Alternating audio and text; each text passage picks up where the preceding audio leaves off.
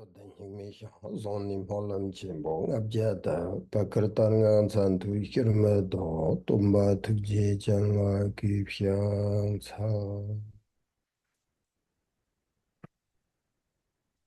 All right, good morning everyone from Minnesota. I would like to welcome all of you and thank you for being here for this teaching today. And I hope you all are doing well and happy.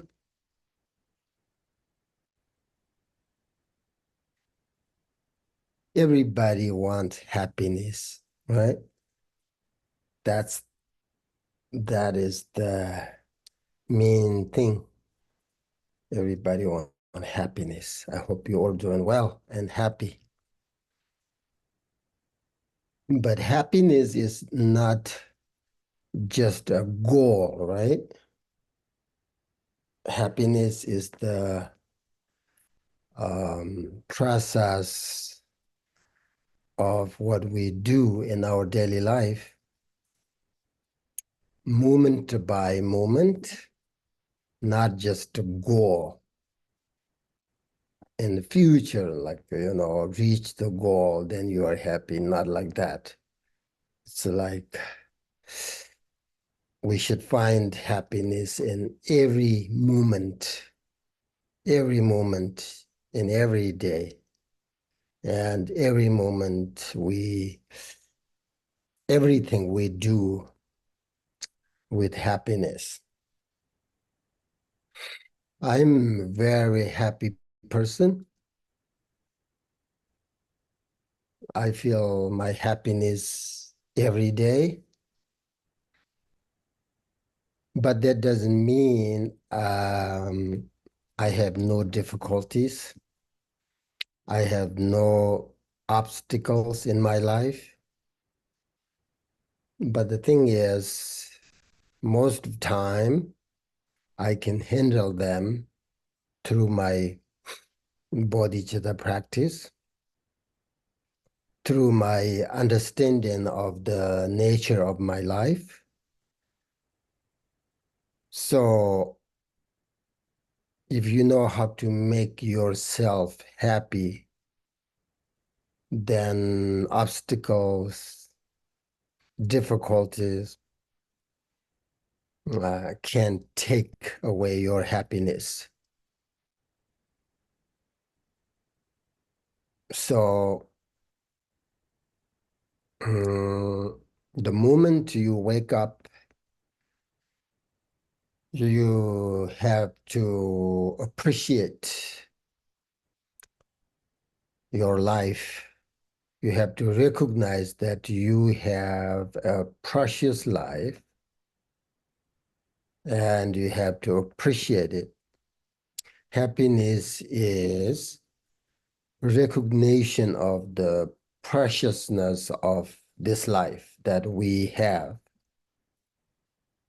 and preciousness of the time that we have every day. And happiness is an appreciation of the process of our daily activities.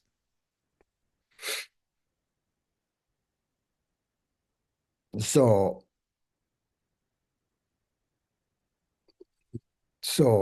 my point of view, I think happiness is not a goal. You make a lot of money every day, go to work hard, make money, then you get retired, then you're happy. Not that. That's, I think, my sort of point of view. That is totally wrong. You have to find happiness every moment in every single day with your whatever you do.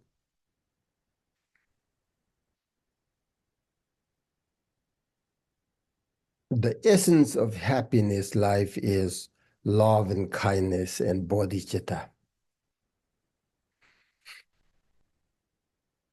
If there is no true love, then there is no happy life.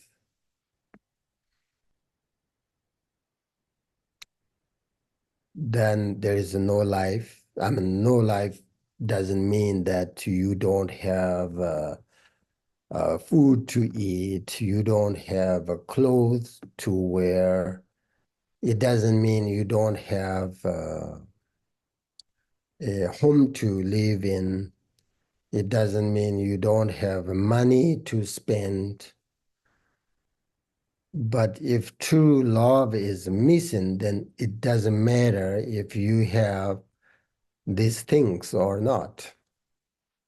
Then you feel sort of lonely, you feel empty, um, dissatisfaction, right? Dissatisfied. So there is no good life. You have life, but no happy life.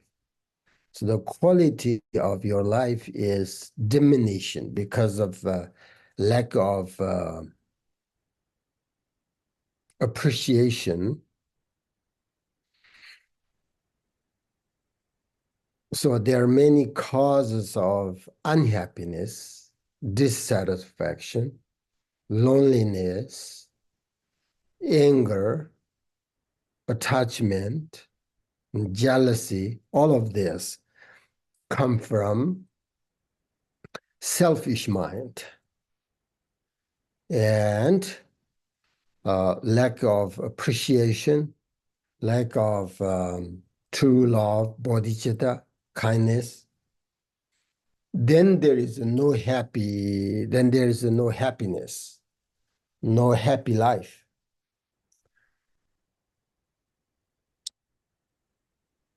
The good practitioners can bring a lot of good and positive energy, blessings and happiness, love and kindness into their life, into their more like community, into even like this world. If we have a good practitioner, who practice like bodhicitta, love and kindness. So, that is happy life. Money can buy almost everything except love and kindness, bodhicitta, your total freedom. Those things you can't buy. That's why, other than that, if you have a lot of money, then you can buy everything. So therefore, money is so powerful, right? So powerful. People sacrifice their life into, like try to find money. They do everything for money, lie, um, cheat, everything. So I think um, we are very lucky and fortunate to receive this precious teaching from the best and wonderful lineage. And this teaching is basically about mind training teachings. Includes everything: mindfulness, bodhicitta, awareness, nature of mind, and how we incorporate uh, our practice into our daily life. So it is amazing teaching, the way of bodhisattva, and something I'm very, very happy to teach about. So we have to appreciate the good and positive aspect of our lives every single day, every moment, if you can. Because if you appreciate, if there is appreciation or satisfaction, then you really feel your happiness every moment. So if you don't feel you're happy, then you have, how do I say, lack of appreciation, because you are not recognizing how fortunate and precious this life you have, you know? So anyway, now I'd like to begin by, again, reminding all of you, it is important to have a good and positive motivation. A selfish motivation will not bring much benefit. Selfish motivation brings, arrogant, ignorant, anger, jealousy, all that. So therefore, with the correct motivation right at the beginning, and then dedication at the end, if we don't miss in these two key and essential thing, then we can accumulate great merit, which is cause of bodhicitta, right? So please correct your motivation. That is always a good place to begin.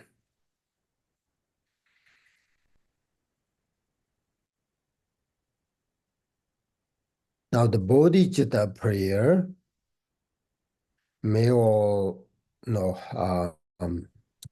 may supreme precious bodhicitta take birth where it has not arisen, where it has arisen. May it never wane, but continue to grow forevermore. This prayer is remember, the summary of the whole teaching, a guide to the bodhisattva's way of life.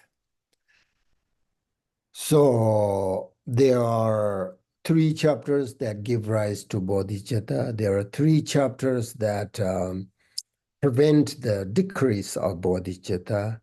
And there are 3 chapters that cause it to increase more and more.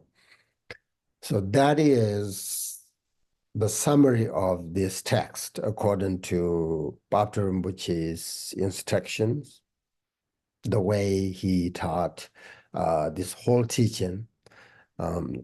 He summarized into this prayer, very important prayer. So we have to remember this instruction if we want to understand and practice this teaching. So now we finished the first chapter, which is the benefit of bodhicitta. Now in this second chapter, there are 4 main sections: the offering section, prostration section, refuge section, and confessing negative deeds section. 4 sections, this chapter. These are summary of this chapter. So you have to remember if you really want to understand and practice. So we finished the first 2 sections. Now I'm going to start with the refuge section, which is very, very important to understand. The root text, 26th stanza.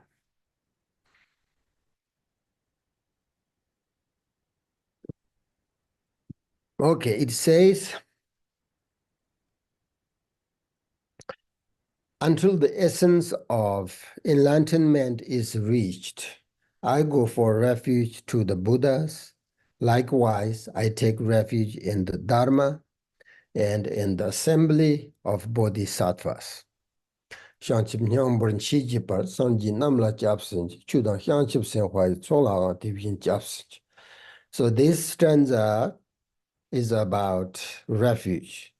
So here I'm going to say a few words of the three jewels, right? This is three jewels. This stanza, 26th stanza, is about three jewels. Three jewels are Buddha, Dharma, and Sangha.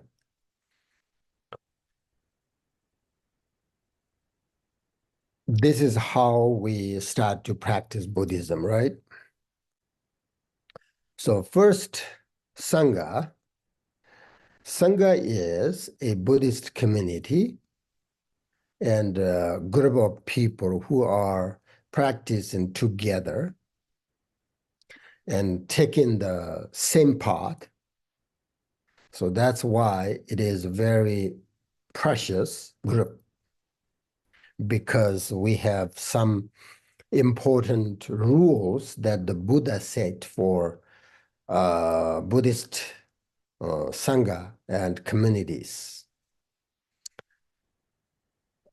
His guidance makes this group the most worthy of respect and a role model for all. And this group shares the same goal and same viewpoint. Everyone within this group shares similar thoughts, right? Ideas, beliefs, and viewpoints. That is important. If everyone has different beliefs and different viewpoints, different paths, then conflicts will be inevitable and will be unavoidable. So therefore, Buddha set this rule, right? Sharing the same goals and viewpoints is important. Then there's no really big problem, you know? So we are making a strong spiritual karmic connection, basically, in this group, and doing whatever positive actions we can, either directly or indirectly. So that is the cause of peace in our lives, peace in the Sangha, and it helps us to have a harmonious relationships. So it is important to keep relationship with each other harmonious. And Buddhist community and Sangha, the group benefits one another, such as, study and practice together. It helps bring your practice into your daily activities. So therefore, Buddhism is Buddha's educational system. And it is the teaching of ultimate wisdom. Ultimate wisdom, when you have the ultimate wisdom, ultimate realization, the wisdom is what we call enlightenment. So we're helping each other to develop this ultimate wisdom. That's what we call Sangha. So the goal of Buddhist education is tame the mind and to attain perfect wisdom, right? Which is enlightenment or liberation or whatever you call it.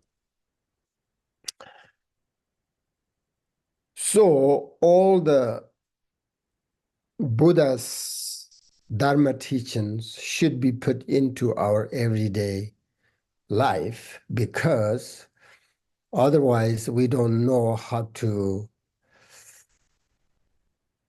reduce negative thoughts. Otherwise, we don't know how to relax our mind without Buddha's teaching. So we need to rely on the wisdom of Buddha Shakyamuni's teachings. And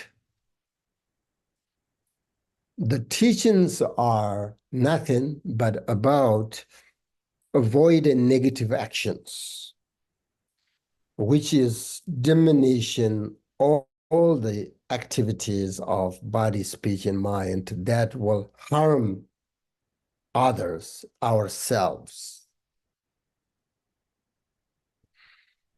That is the Dharma teaching, the essence of Dharma teaching, or the characteristics of Dharma teaching. So through that, then we can develop the ultimate wisdom. The Buddha Shakyamuni lived a life of great wisdom. So the Buddha represents wisdom or enlightenment.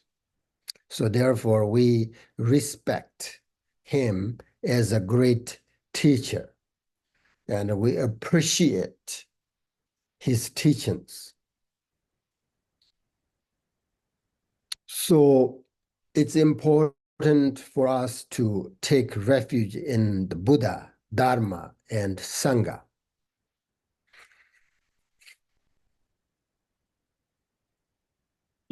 Since Buddha turned the wheel of Dharma until now, there are so many of his disciples, his students, who have become very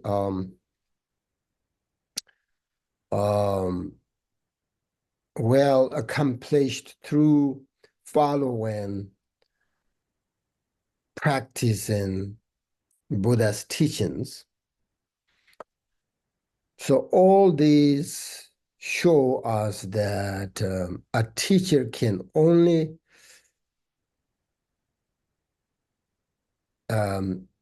educate us about the principles, tell us experiences in practice, and suggested, different methods for our achievement. But the rest sort of, the ultimately depends upon ourselves, us, and we are the ones who really need to diligent and enthusiastic in order to attain enlightenment, achievement. So Buddhist practitioners really need self-discipline. Self-discipline means doing positive actions, benefiting others. All this together are we called self-discipline.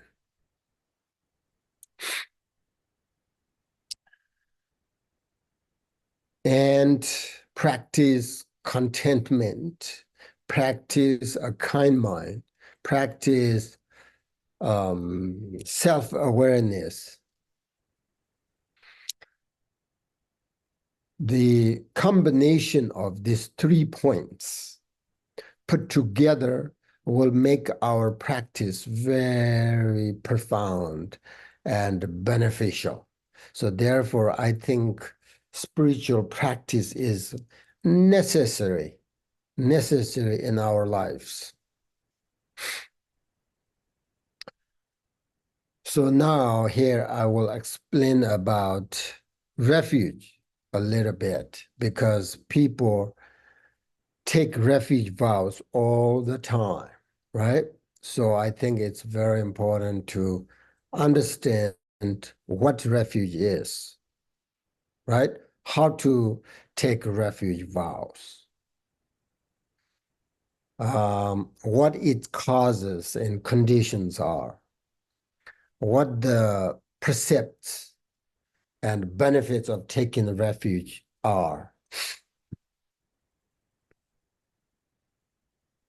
if you take refuge vows without understanding these things, that is what we call a blind faith, which could be very dangerous, easy to change, because you don't understand exactly what refuge vows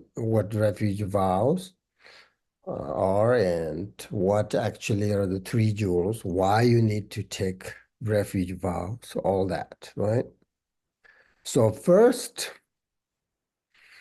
according to Khenpo Kumpel's The Commentary of the Way of Bodhisattva, the explanation of the cause or the basis of going for refuge is your confident and unchangeable faith. Okay, so therefore, it is important to develop a stable faith. Stable faith means like a confident faith. And in order to trust and develop confident faith,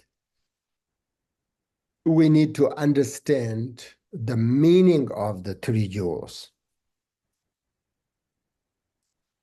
That's how you develop confident faith. You need to understand all of this causes and conditions. So confident faith is faith in the three jewels that arises from the depth of your heart once you understand their qualities. And it is total trust in the three jewels in all circumstances, no matter sad, happy, whatever situation is. Just total trust, three jewels. Padmasambhava said that the faith of total trust allows blessings to enter your mind. When the mind is free of doubt, whatever you wish can be achieved. Remember, in the words of my perfect teacher, there's a story about a tooth, dog tooth, remember? And this mother totally believed, oh, that was Buddha's, from Buddha, you know, because her son once every year go to India and bring all these products, you know, business. And then she always asked her son, and son always forget to bring anything, you know. So then one time her son went to India and came back and then almost get home, and he remembered and he forgot this time, and this time. So then he saw there's a dog's head, right? Old dog's head, and then pick up one of his stuff and then lied and told, you know, his mother, oh, this is Buddha's. So then he just pray, and she totally believed, pray and offer the dog. And then really, you know, she had a good experience and developed her faith and trust and all that. And then all the realizations and, you know, her faith and everything developed. So then whatever you have that kind of faith, then whatever you wish, you know, can be achieved.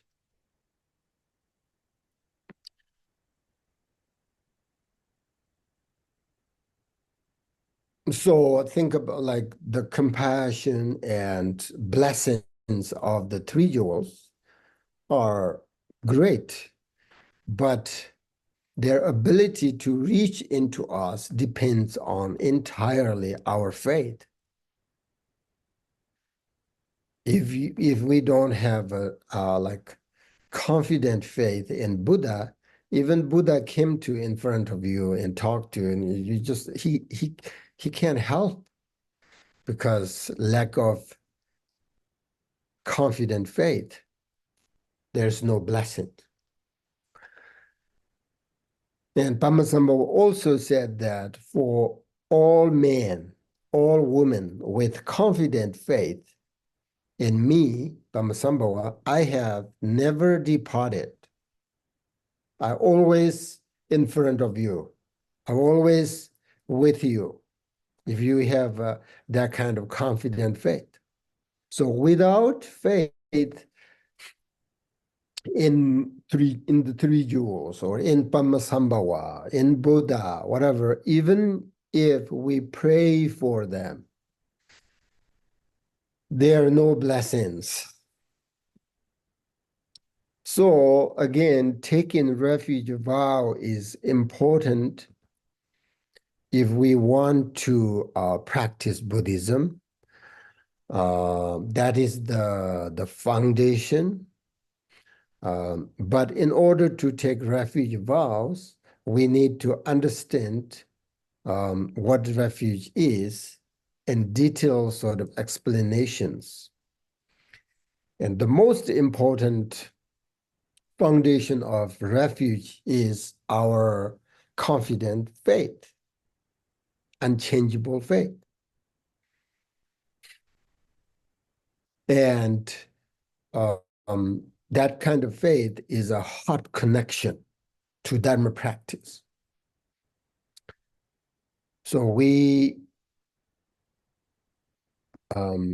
as we develop confident faith, the blessings of the three jewels will enter us, which is easy to practice, less obstacles. Those are we call blessings. Then you practice, right? You practice diligently because you received some special and good experiences, and then you really want to practice more and more. That is blessing. If you have confident faith, that will happen. Then the true realization, the essence of enlightenment will arise in your mind.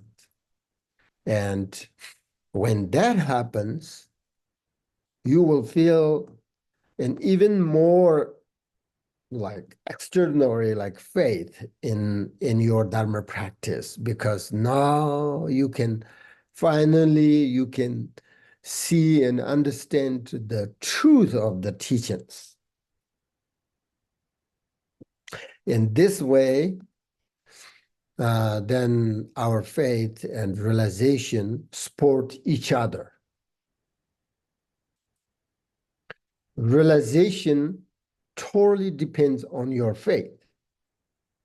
No faith, no realization, even though you received all the secrets, empowerments and dzogchen, nature, mind, whatever. Without the faith, you feel really nothing, you know? So this realization depends on your faith. So they support each other. So therefore, our capacity to receive the great blessings of the three jewels depends entirely on our confident faith. And if we don't have genuine faith and confident faith in three jewels, then our, mantras and supplications, prayers, instructions are almost like pointless. So therefore, faith is the foundation of everything, not just only Buddhism, but all religion. So faith is very, very important. But there are different ways to develop faith with the different religions, right? But the way to develop Buddhist faith is, I think, a little bit different. The Buddhist people don't say, trust Buddha from the bottom of my heart without without examination, and don't try to figure out everything on their own. So don't investigate, just trust. No, that's not how Buddhists think. Buddhist faith is not just some kind of belief without any reason. Buddhist faith, for example, you have a tremendous confident faith in Buddha because of you understand his teaching. His teachings do everything. Eliminate negative thoughts, improve realizations and experience. All of this, if you have understand, if you study, and contemplate on his teachings, then through that sort of true, then you can develop confident faith in Buddha because of his teachings are,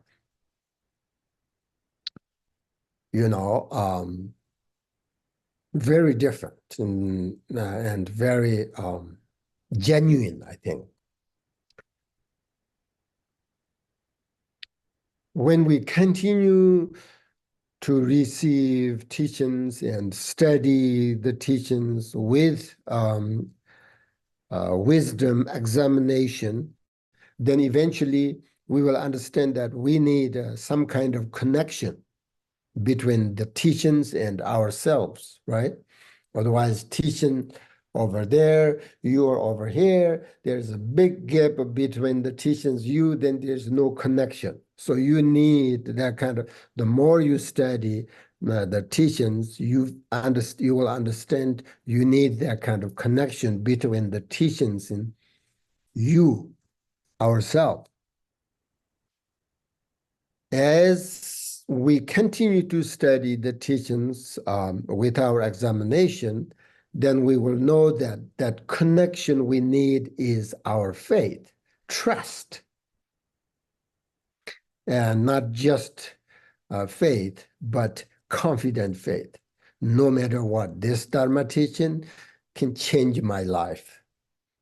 So this is what I want, right?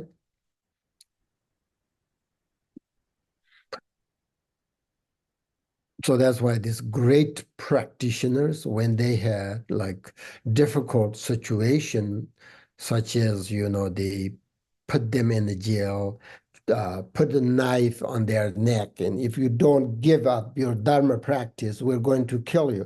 They had no hesitations, kill me. I'm not going to give up Dharma teaching. But if you have that kind of faith in Dharma, then no doubt about blessings and experiences and realizations. Easy. We practice, many, many years, many times. Nothing really happened because we lack of this kind of confident faith. If you really investigate yourself, and in your heart, your mind, do you have really that kind of faith? If somebody say, if you don't give up your practice, I'm going to kill you. There's no hesitation. Can you say yes, I'm not going to give up? I don't think so. We say, please don't kill me. I can give up everything. So we don't have that kind of confident faith.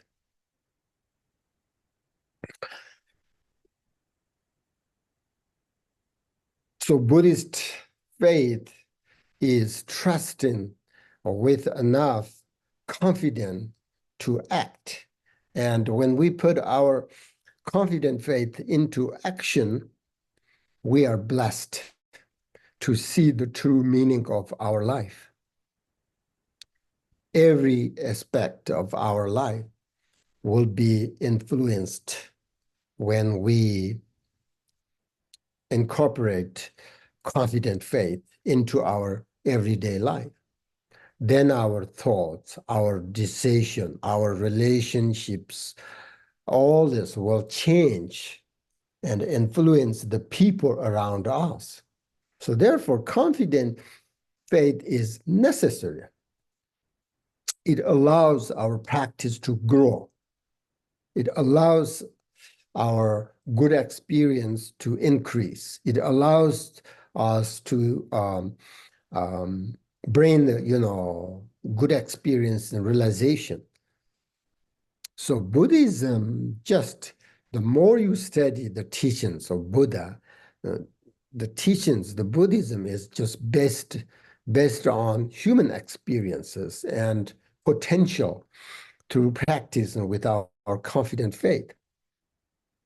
As we practice with the faith, this confident faith, we will experience the truth of the teachings. Then just you appreciate, you just total, what do you call it? Trust, right? There. And that will inspire us further sort of discoveries of the truth. So Buddhism teaches a way of life that avoids extremes. And without faith, we are not going to practice. It means like our practice, our meditation is a really low good quality, like not good quality, because lack of faith. And lack of faith, we don't believe that there is any point in it. So to practice, we must believe that there is something to be realized and beneficial. That is part of faith. So if we have that confident faith, then we will practice, and with our practice, we will achieve realization, enlightenment.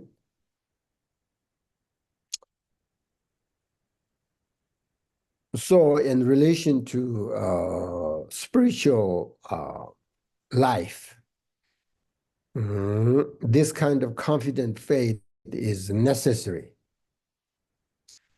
Not only for, I think, spiritual life, faith is also necessary in our day-to-day life. The more you investigate, and then you can see, because faith impacts our life and the people also around us too. So for example, when you start to worry something, if you have confident faith, you will be able to stop your worrying and turn the worry into a powerful prayer, And if you pray with your unchangeable faith, you will have less worry. I mean, it's truth. Your worry will not change anything, but your prayer with faith, this kind of faith, can change everything. So even like worldly life, I think confident faith is necessary. So when we have faith in the three jewels, it changes the quality of our life. and a relationship with the three jewels changes how we feel about our precious human life. And then we appreciate everything. That appreciation is, as I said, essence of your happiness, your happy life. So faith is everything. And more importantly, confident faith is the foundation and the essence of refuge practice.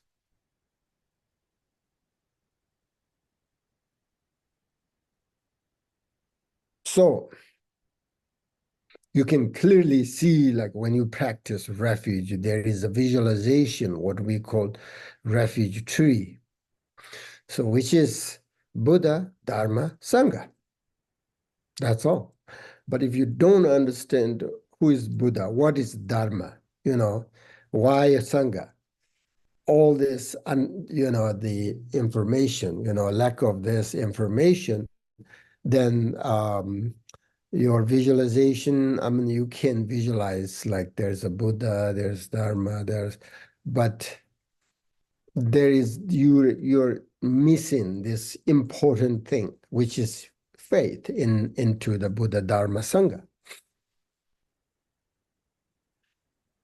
So practice refuge means you practice and develop your faith. That's why faith is the foundation, the door. If you want to practice Buddhism, and take this path, the first step is that faith.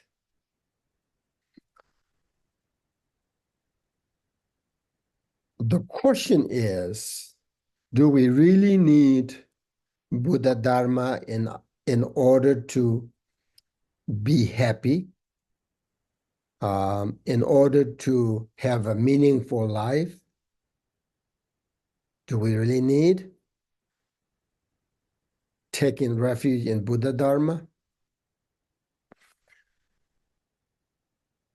I think a belief in Buddha, right? And believe in Buddha and practice in the Dharma protects us from being ignorant about the essence of our life,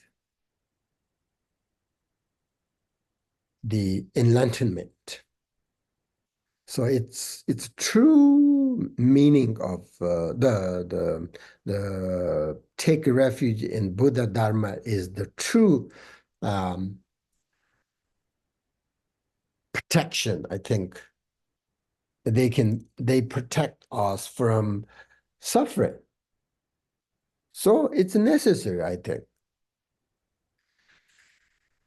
Having faith in Buddha Dharma allows to experience love, wisdom, certainty, and positivity in our daily lives.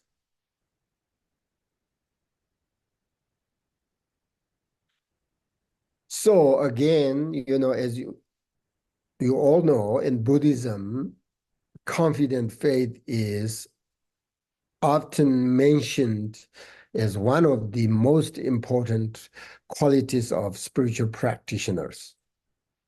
So faith should be our main consideration, main practice. So you have to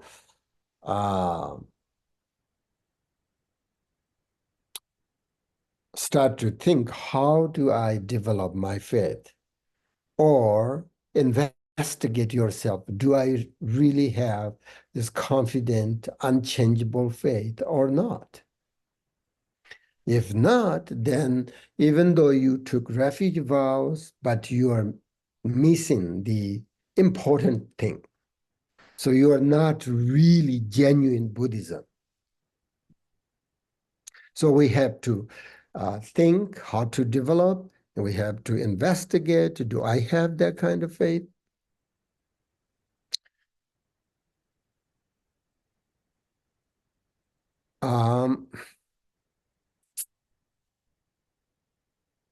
And I think the best way to develop confident faith is through study and understanding the Dharma, and try to put that Dharma into your life, and then it works, then easy to develop faith. And you should also read the words of my perfect teacher, the Refuge chapter by Pater, which he explains how it is important for the beginners. People want to practice Buddhism and become a Buddhist and take refuge vow. Then you have to understand, make sure that you don't miss you don't miss this essence. That's the first, the foundation, the cause, right? Now the second, the explanation of the distinctions when you take refuge vows. There is a Hinayana refuge, right? The Mahāyāna refuge and Vajrayana refuge, or we can say the foundational refuge, the great refuge, and indestructible refuge. But all this, what is different between this refuge? All these distinctions are made mainly in terms of your motivation when you take refuge vows. That's why your motivation is important, which means whether you take refuge vows with bodhicitta or not. Taking refuge vows with bodhicitta motivation, for example, means taking refuge in order to liberate, let's first, like the Hinayana, the refuge vow. So when you take refuge vow in order to liberate yourself from the fear of samsara and to achieve liberation, I go for refuge for as long as I am alive.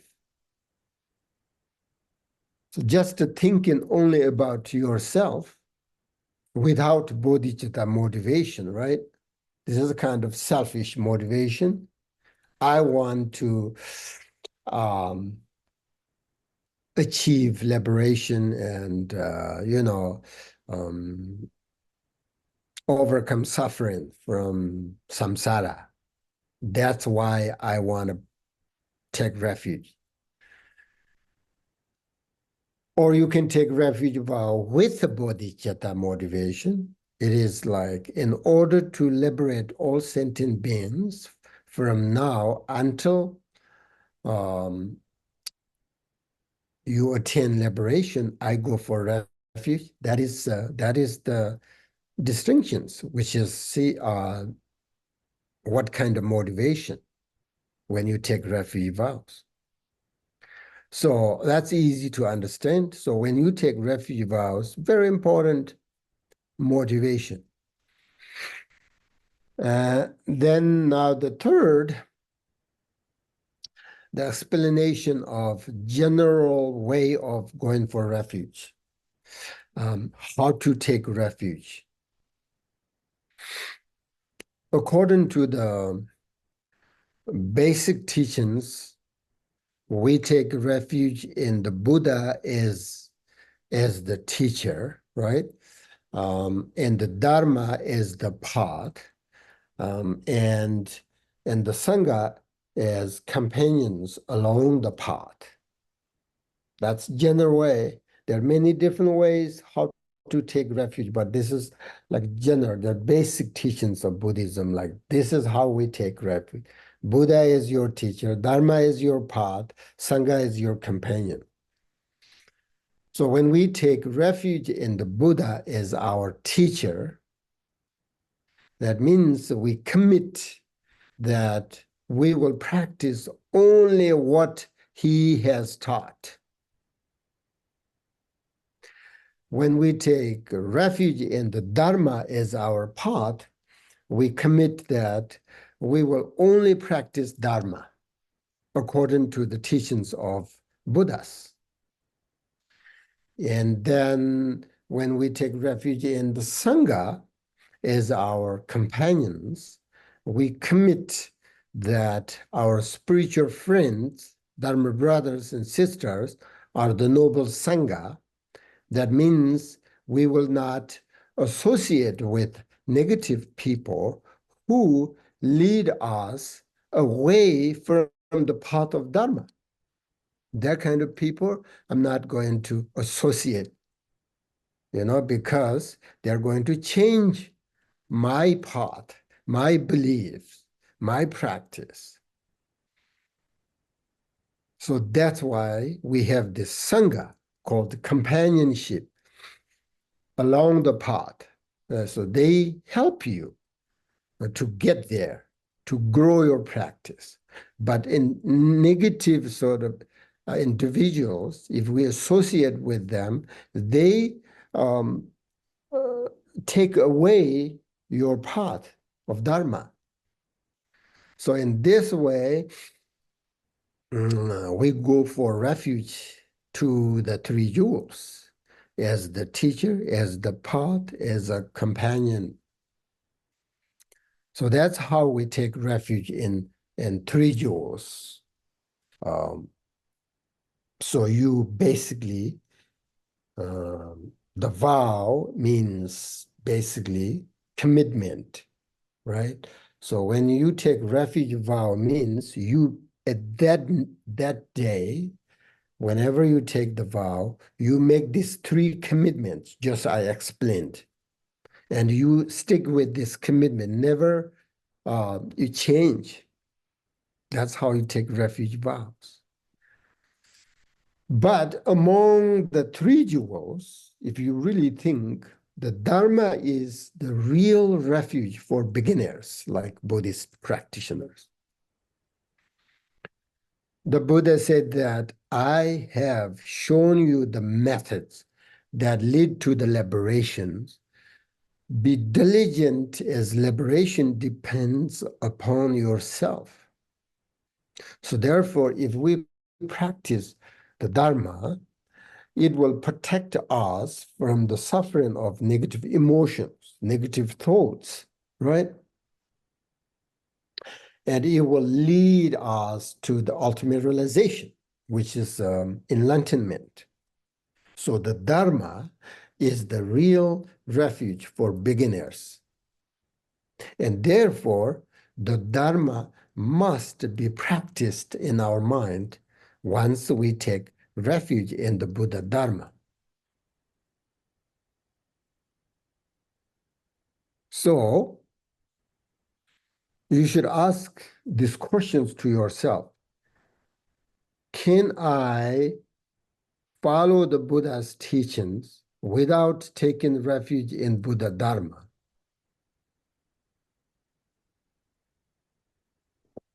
Can I attain enlightenment without taking refuge in Buddha Dharma?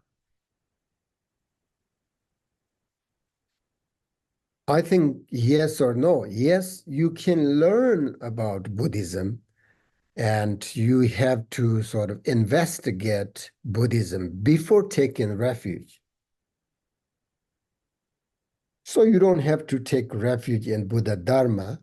You can learn, you can study, you can investigate.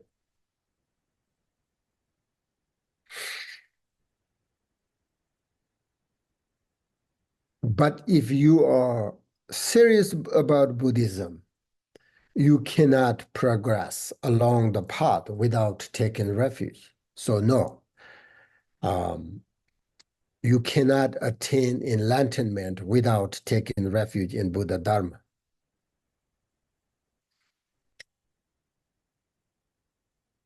So refuge is the only way of practicing Buddhism. Why? It's because nowhere, nowhere in Buddhism can we practice without teacher and without guide. The Buddha said,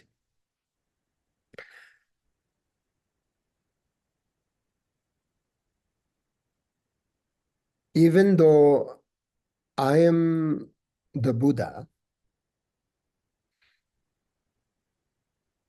I cannot transfer my realization to yours, but through my teachings on the piece of subject, the teachings on the piece of the natural state, I can lead you to liberation.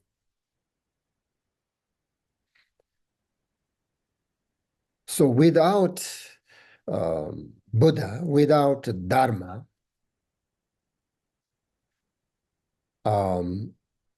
we cannot practice Buddhism, right? So for the beginners, the Dharma is the real refuge among the three jewels, because Buddha said, I can show you the path, which is Dharma. So therefore, Dharma is the real refuge for us. So now you think, if the Dharma is the real refuge, then why are the Buddha and the Sangha also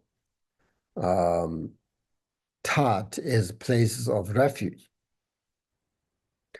That is because if the Buddha didn't give the Dharma teachings, due to our own ignorance, we would never have the opportunity to study and practice Buddhism, practice the Dharma.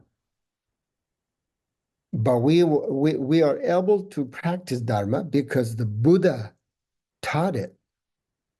Therefore, Buddha is also a refuge.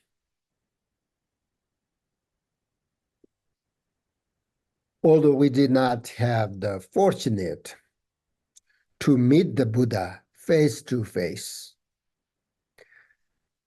But, we have his Dharma teachings representing his body, speech, and mind. The Dharma is the reincarnation of a Buddha.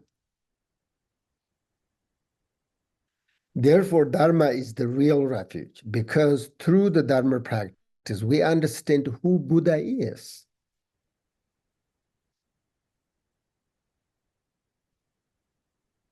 Once you understand who Buddha is, then you can trust.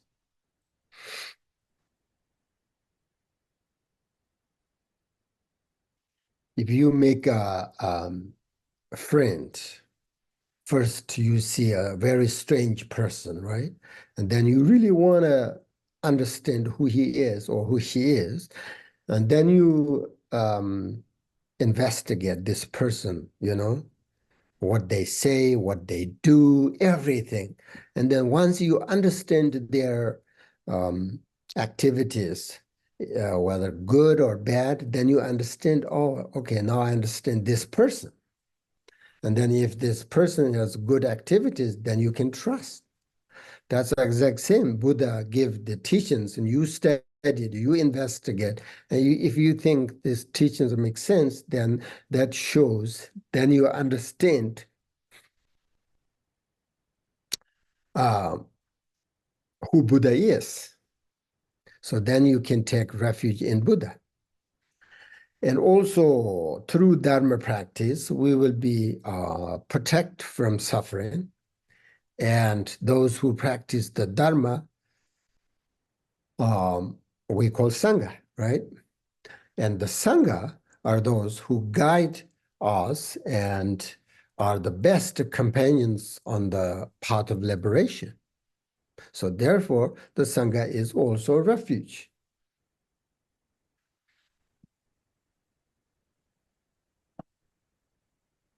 And I want to make sure that you understand what the main refuge is. The main refuge is not the visualizations, the three, the refuge tree, the three jewels, not the refuge prayer, not the accumulations like 100,000 times. None of this. These are not the main refuge, not, right? These are just methods for developing your refuge, the essence, which is faith. Methods. These are, visualizations, prayers, accumulations, all these are methods in order to develop your faith. The main refuge is your commitment, right? Your commitment. That is like from now on, whether I'm happy or sad and good or bad in any circumstances, whatever happiness and suffering or whatever happens, I put all my hope and trust in the Buddha Dharma, no one else. You are my only protector. You are my only guide. You are my only hope. So from now on, until I reached the heart of enlightenment, I place all my trust and my faith in you, the three jewels. If you have this kind of faith and commitment, then you have genuine refuge. Then you don't need to visualize the trees. You don't need to accumulate the prayers. You don't have to practice anything. Then you have the genuine refuge, the main refuge. If you don't have that, then these are good methods: visualization, study, accumulations, recitations. All of this helps you to develop this kind of genuine trust and faith and refuge.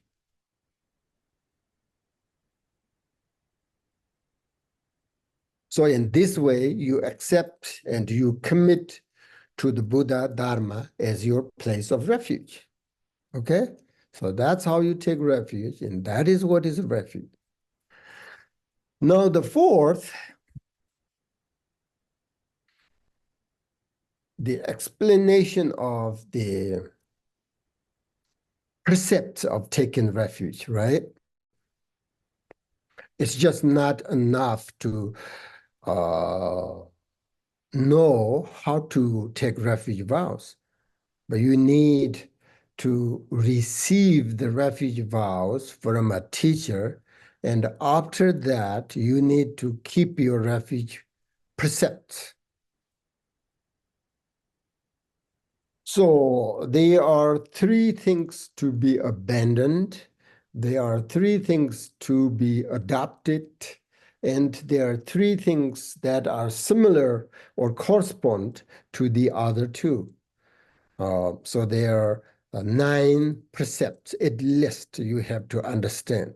So you should read also the words of my perfect teacher. He explains this very well. So that is the commitment, the precept.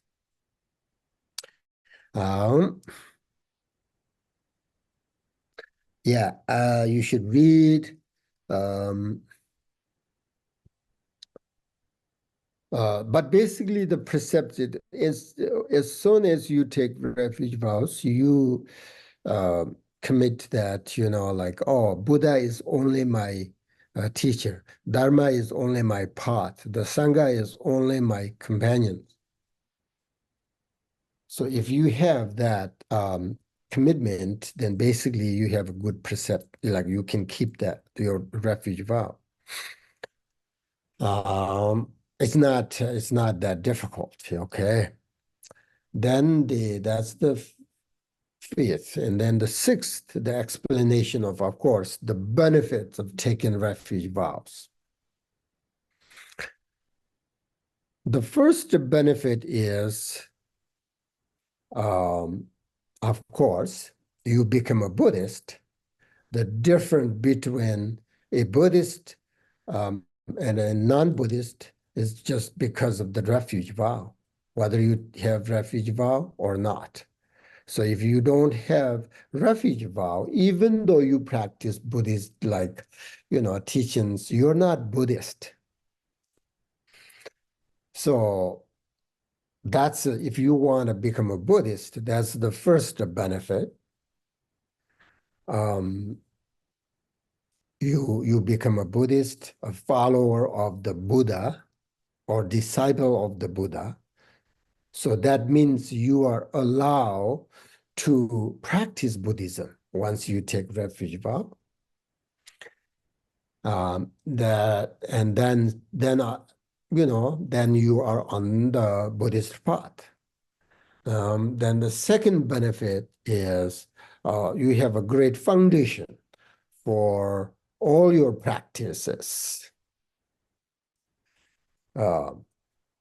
That's why we always, when we start to practice or start to read, start to,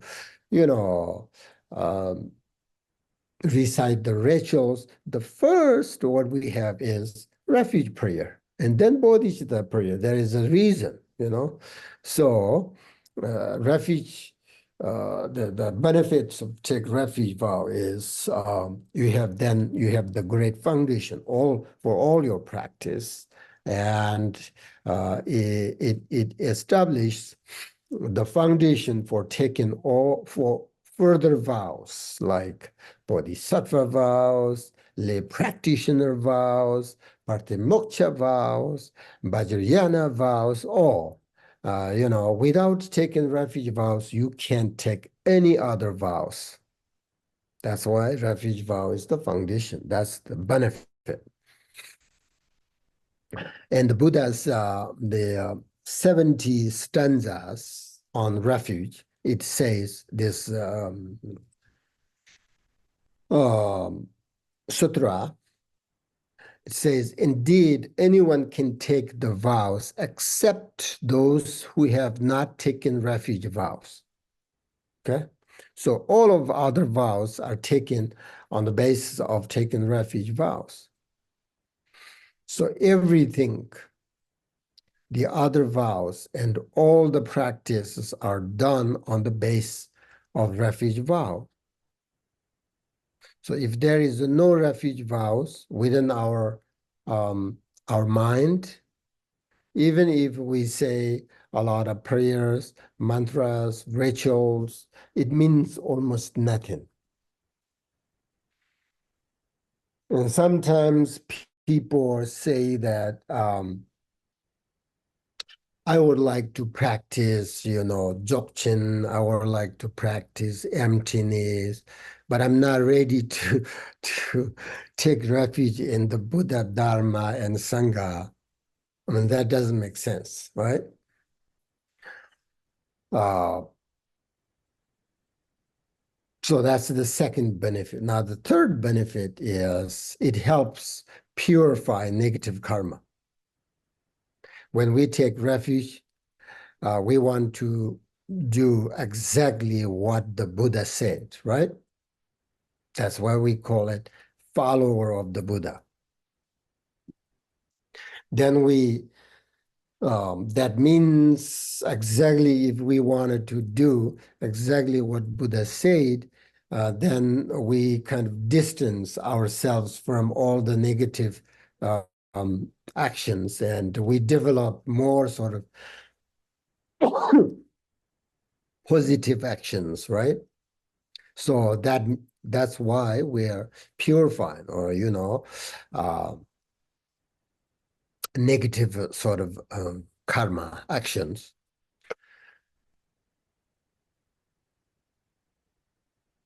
So all this different practice and vows are done on the basis of refuge vows.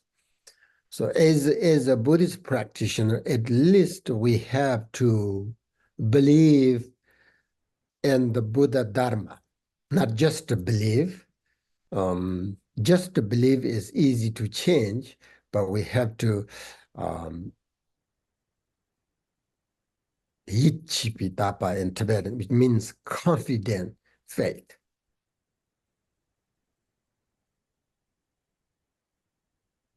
So before, like when you investigate yourself, like, am I a good practitioner? I practice bodhicitta. Do I have some kind of bodhicitta in mind? How much you develop bodhi? Um, no, first the first thing is we have to investigate ourselves.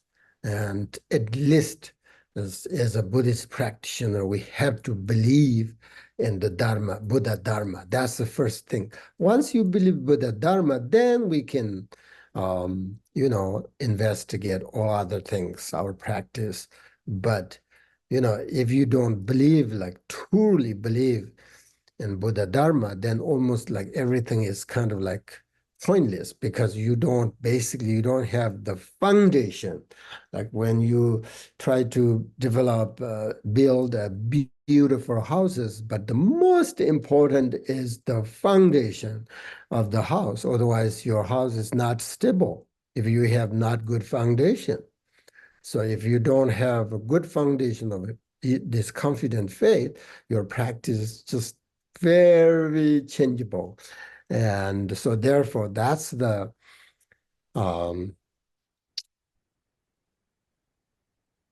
as a Buddhist practitioner, I think it's very important to trust the Buddha Dharma. So to summarize, what is important to understand about refuge vows, you need to know at least, according to Papa Rinpoche's instructions, teaching, you need to understand 7 points. The first, classifications. Second, the cause and essence. The third, distinctions. Fourth, durations. Fifth, purpose. Sixth, precept. And seventh, the benefit. So if you understand all these 7 points, then basically you understand what is refuge. What is 3 jewels?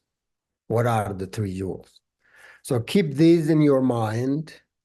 If you don't understand these 7 points that I give you and this summarization, the summarize the refuge, this topic, the refuge section in this second chapter. Basically, you have to understand these 7 points. If you don't understand, then read more.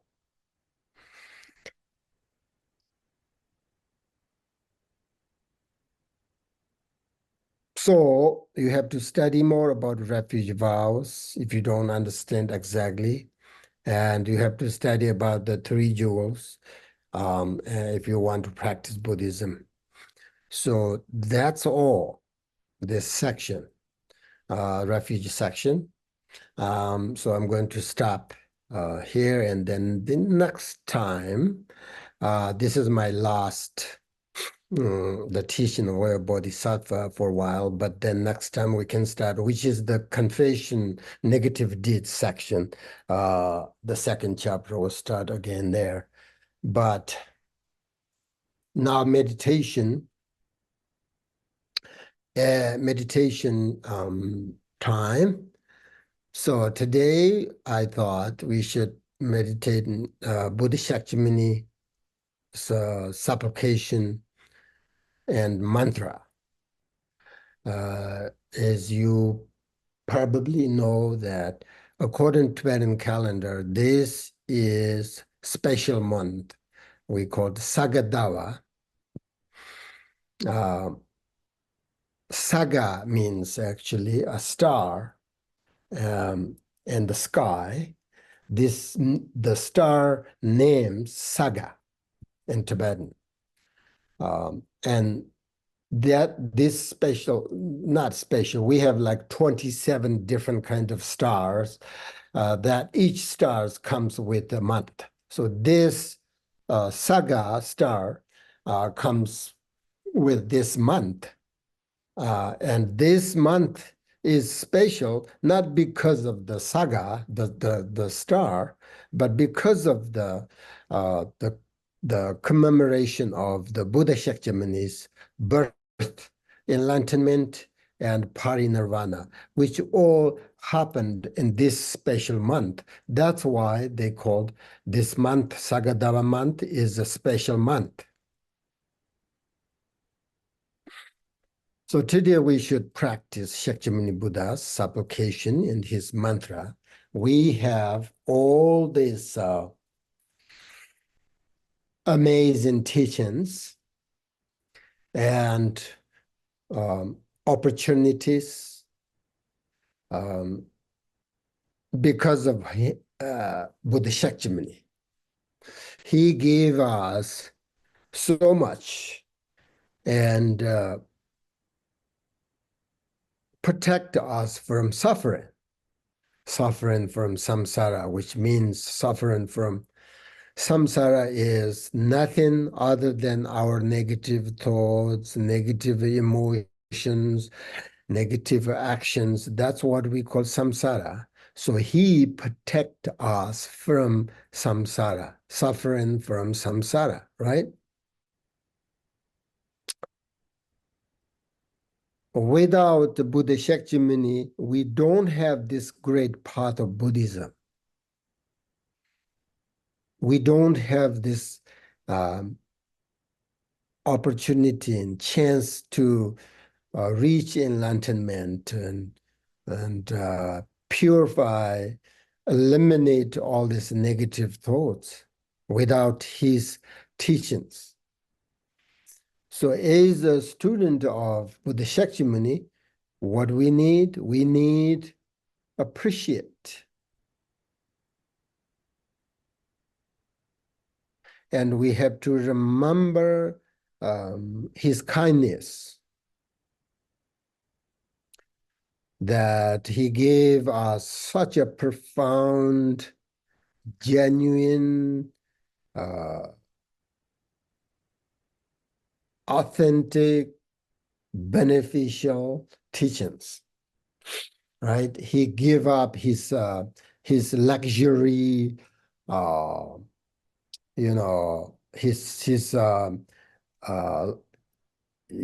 family, his everything. He gave up and searched the solutions for negative thoughts and emotions and reach enlightenment for all sentient beings.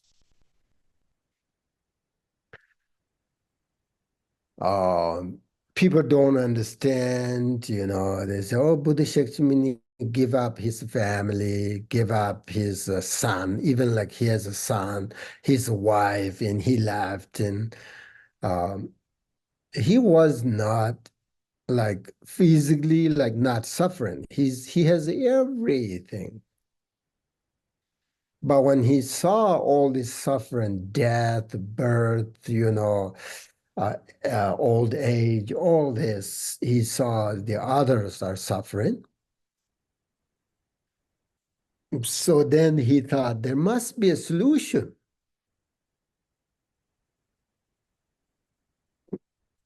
Seems like nobody knows, so I'm going to search for it for all sentient beings.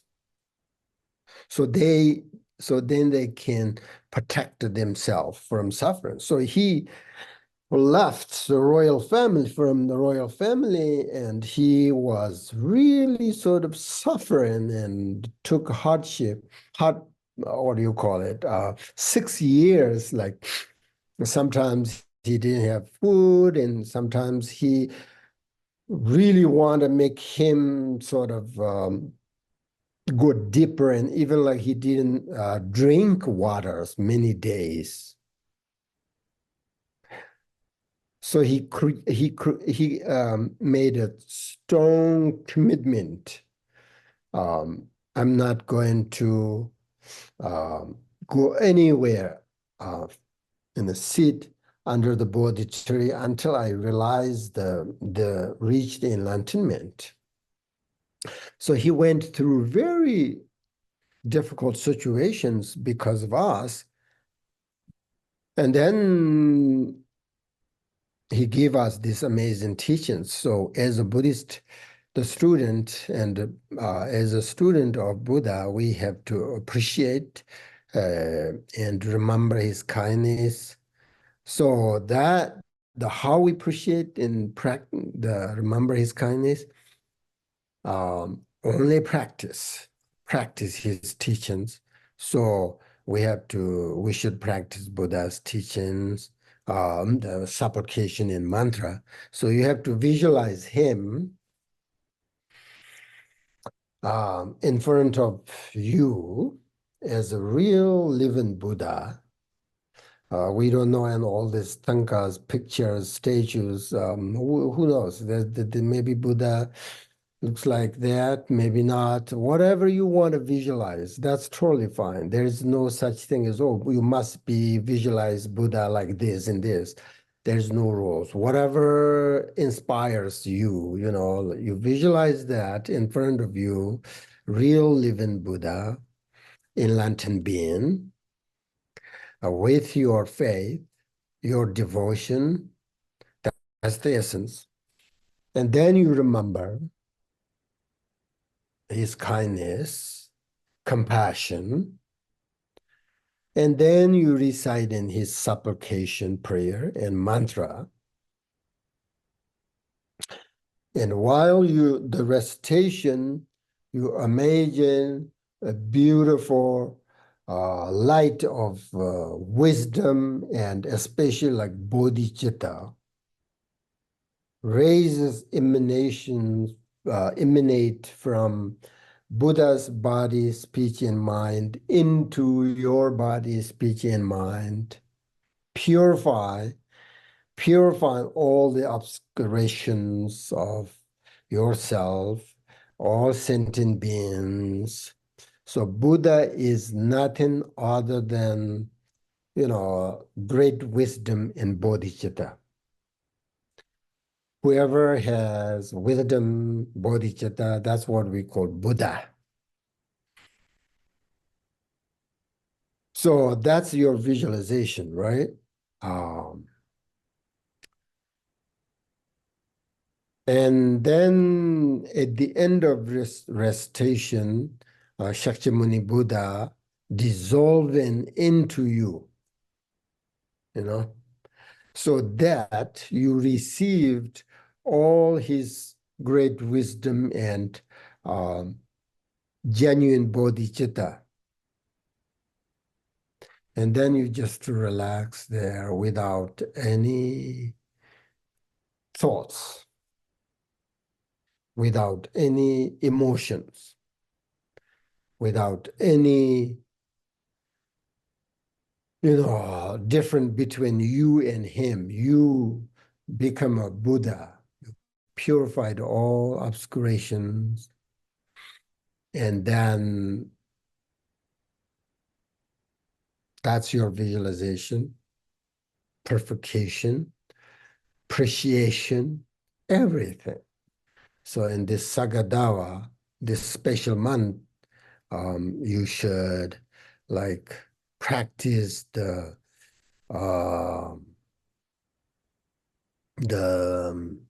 what they call it, Chokshin, blessing, what the name of the Buddha's no, I don't remember. The Buddha Shakyamuni's, there is a beautiful prayer that written by Maham Rinpoche, the blessing of blessing something I don't remember. That so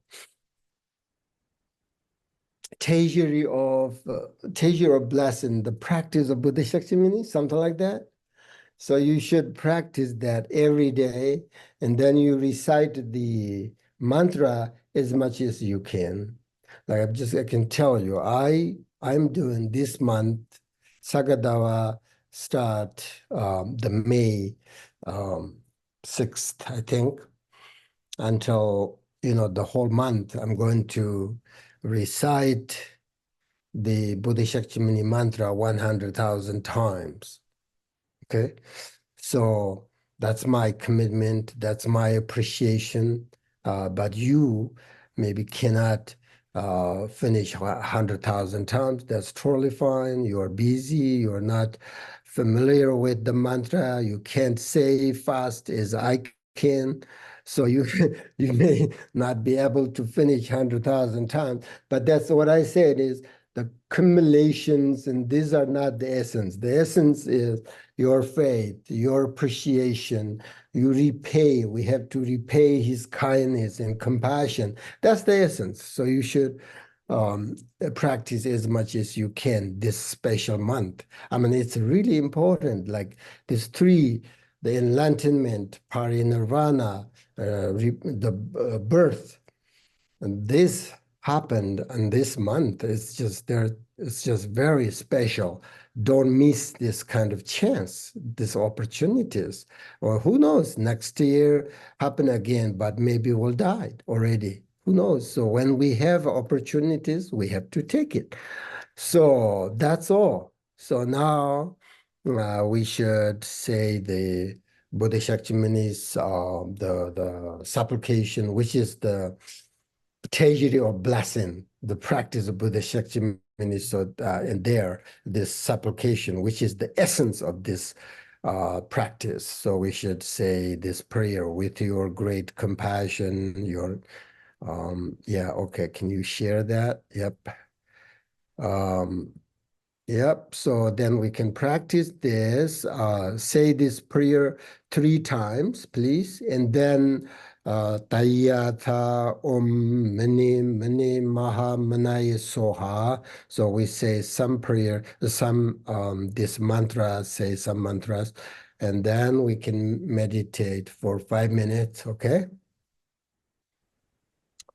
Okay, say the mantras Dayata Om Mani Mani Mahamana Soha Dayata Om Mani Mani Mahamana Soha Dayata Om Mani Mani Mahamana Soha Dayata Om Mani Mani Mahamana Soha Ayata Om Mani Mani Mahamanaya So Ayata Om Mani Mani Mahamanaya So Ayata Om Mani Mani Mahamanaya So Ayata Om Mani Mani Mahamanaya So Ayata Om Mani Mani Mahamanaya So